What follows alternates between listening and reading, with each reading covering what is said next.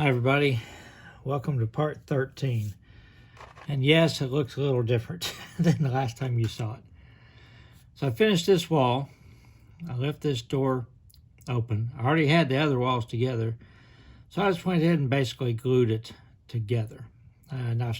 Today we're going to be working on this garrison wall down here, cutting out the windows and everything. And there's some things that I forgot to say and some other tips that I'm going to cover in this video, because I really appreciate all the comments, people sharing their ideas and everything. So I try to share them with you. So first of all, I added some bracing in here because this styrene is really thin and it will sort of warp if you don't add some bracing. I also added a floor. The reason why I said I'm going to light it up, I'm only going to light the bottom floor. I'm going to put like a just plug light like over here. And I'm not going to finish the entire inside of the building. I'm going to put a floor in here where you can see it. You know, just maybe over this part of the building. I'm going to scribe some, styrene to look like wood planks or something. And put some pallets with bags in it so you can sort of see it in there. But the second floor is going to be dark. The way I imagined this was probably they had a big wide set of stairs. There was no elevator in this, obviously. It was built in 1866 or something, so there's no elevator in it. They probably had a big wide set of stairs in here.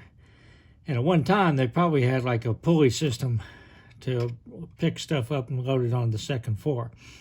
Now they probably use like a fork truck or something to load it in these doors. They probably have like pallet jacks in here. They move stuff around if they stored a lot of stuff up here. I don't know. But this second floor is going to be dark. I figured that they don't keep the lights on unless they go up there. At this point in its career, it's probably pretty empty. I doubt they kept a lot of stuff up there, to be honest with you. But the first floor will be lit. Again, there's no windows on the first floor, but you'll be able to see through the door, and there'll be a little bit of a hint of an interior in here. So you can see, and maybe I'll back a pickup truck up to it or something where somebody's loading some dog food or something into it. I painted the inside of it gray. Somebody suggested painting it flat black, but I was afraid if I painted it flat black, because the styrone's so thin, then I put the gray over top of it, it might actually make the building appear to be darker than the rest of the building. So I want it to look the same color. So I had a different color gray, a little bit darker gray, and I painted that just so the light, won't shine through. I think that will be, okay. Anyhow, that's my plan anyhow. So let's get to work on the garrison wall. I already cut out the wall down here, but it's obviously not the length. Just use the same method as I did before. I just to duplicate the pitch of the roof. Now I want to make sure I don't stick it up too far. I'm just going to take my ruler here and push it down, make sure that it's sort of in the right place. The peak isn't above or below. And now I'm just going to mark it here. And of course, I'm going to cut it off a little bit too long, just like I do the other stuff. And I'm going to work my way into it a little bit. All right. So I'll cut that off camera, and we'll see what we've got. But first of all, before I cut off the camera, notice that this is smooth here. I did the same on the back. The bottom of the garrison, I'll put a picture in right here.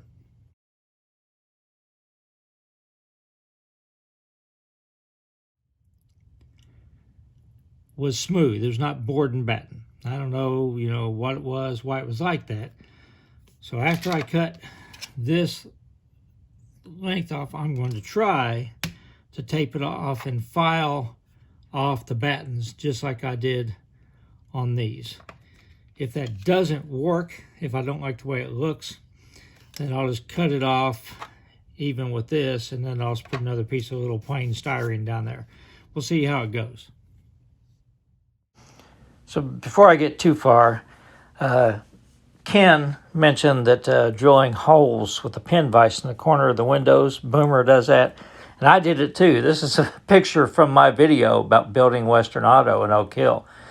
So it's a good technique. I don't know why I didn't do it. I just forgot to do it. But I'll demonstrate that again in this video. Also, Vincent Sanders had another method for cutting out windows, so I'm going to try to demonstrate that for you. Okay, looks like I've got it cut out to the right shape. It's just sitting in there right now.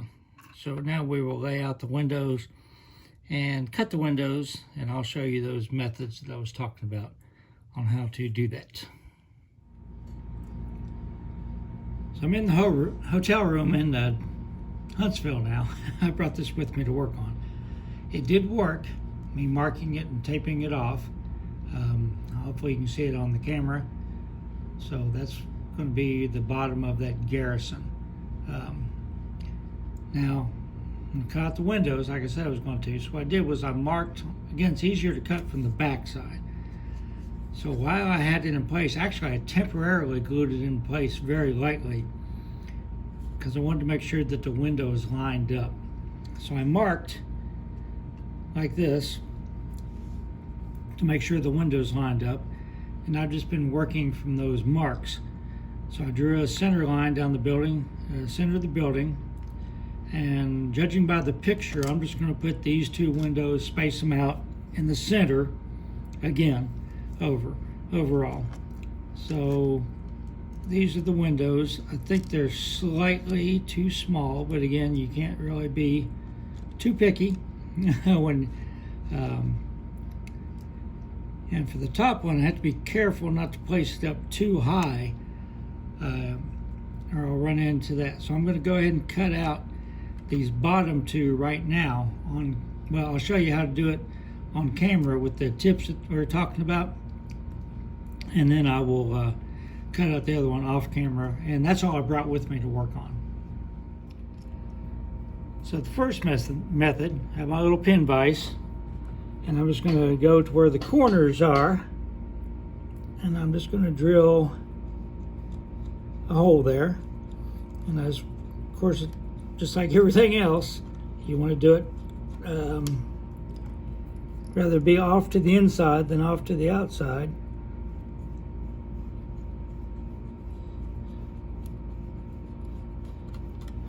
Which this thin styrene drill is pretty easy.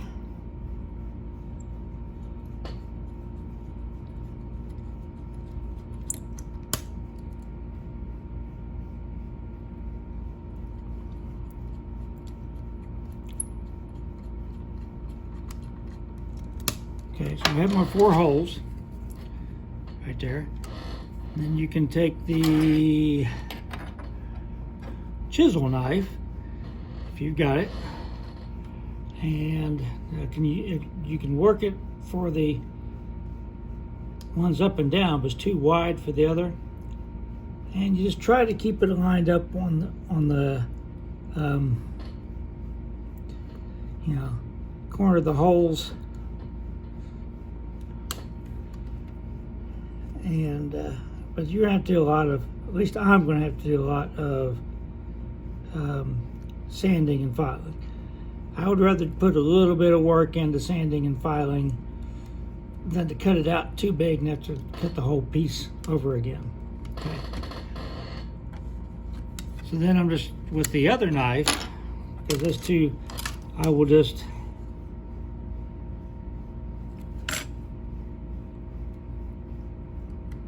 cut it like this.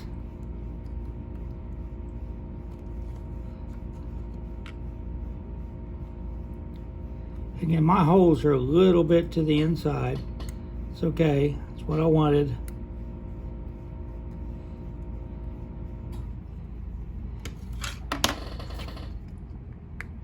And now, just pop that out. Like that. So now I can clean that up. Okay. So now let me show you how to do the other method, which I've never tried before. So let's try the method that Vincent Sanders suggested. So I have already scribed over the lines, 2 or 3 cuts with the X-Acto knife number 11. These are pencil marks, just with a my mechanical pencil. And what he said to do is take a pin vise and drill a hole in the center of that. If I'm reading his directions correctly, drill a hole in the center of that. I think, yeah, okay, I think I'm misinterpreting. I think I need to scribe this way too. At least that would make sense to me. I don't see how it would work if I don't do that. So maybe I just misread his directions. I'm going to scribe across the X, and the way he described it, I can just snap out the little triangles. Now, I didn't drill the corners. It would work probably if I drilled the corners, and maybe I was supposed to, but I did not. So maybe I did not scribe it deep enough. So doing this on camera, like I said, first time I've ever tried it, but this is the method that he suggested. He said after I drill that hole, I should just be able to snap it out, and I'm not having any luck. So anyhow, I'm going to go ahead and cut this out. It seems like it would be a good method. I think I'm just not cutting deep enough. Okay, so I just had to cut deeper to get them to go up, but now it's just like he described. They will sort of pop out. It does leave a nice, sort of clean edge on it. So I'll have to experiment with this some more. But it does look a little cleaner, the one where I drilled the holes on. So those are two methods for cutting out windows.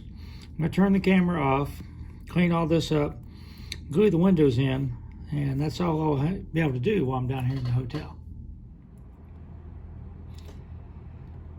All right, here we go. So these are glued in.